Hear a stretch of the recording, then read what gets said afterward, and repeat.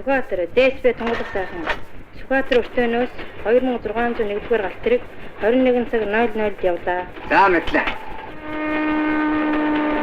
Одоо энэ нарийн төмөр зам тавихаар ямар юм үүсэх вэ гэхээр ийм байлээ.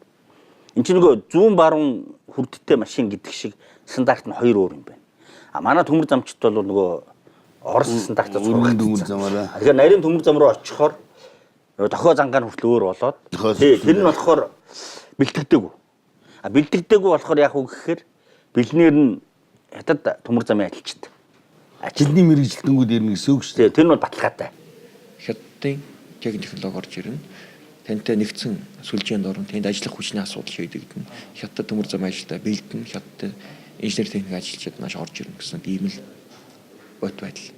Нарийн цэргийн төмөр зам ашиглаж эхлэх юм бол цааш болсон хүчний асуудал, цаг хугацаа, эдийн засаг гэдэг их л хугацаа шаарддаг байх та. Нөгөө замын найруулагч бас байд юм шүү дээ. Одоо чи тэдгээр зам чи эдгээр зам шилдэг хүн нь хятад хэлтэй багс болж эхэлж байгаа. Яг бол тэдгээр бол монгол хэлбэхгүй шүү дээ.